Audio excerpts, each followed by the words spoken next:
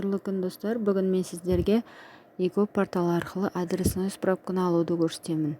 Ол үшін әдеттегідей өзіңіздің ECP ключіңіз арқылы пароліңізбен дұрыс кіріп аласыз. Менің каналыма жазылып, лайк басып, комментарий қалдырып, керекті ақпаратты ең бірінші болып көріп отырыңыздар. Ego порталына кірдік. Осы жерде көптеген қызмет түрлері бар. Бізге керегі личный кабинетке кіреміз. Ол жерде сіз туралы барлық толық ақпараттар тұрады. Адресіңіз, пропискаңыз, место жительства, место прописка және барлық имущество, дети барлығы сол жерде сақталған.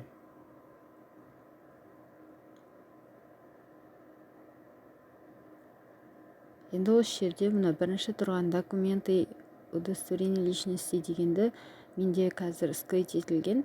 Сізде скрыть деп жазылып тұрса, соны скрыть деп да деп скрыть етіп тастайсыз. Ол сізге адресный справка керегі жоқ. Содан кейін барып жоғарыдан бастап адрес прописки дегеннің төменгі жағында дейін белгілеп аласыз. Мышканың екінші жағын басып. Осы жерде екінші жағын басқан кезде тағы да печать деген шығады. Яғни печать осы жерін печать етіп алсаңыз да болады. Болмаса мен бұл жерде сохранить как PDF деп таңдадым. Сохранить етіп алдым. Оны мен WhatsApp арқылы жіберетін болсам, осылай сақтап алғаным дұрыс. Сохранить десеңіз, сіздің загрузки бөліміне сақталады.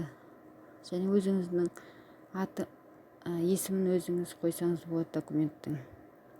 Загрузки бөлімінен табылмай қалмас үшін. Видеом сіздерге пайдалы болса, лайк басып, комментарий қалдырып, каналыма жазылып кетуді ұмытпаңыздар. Рахмет, сау болыңыздар.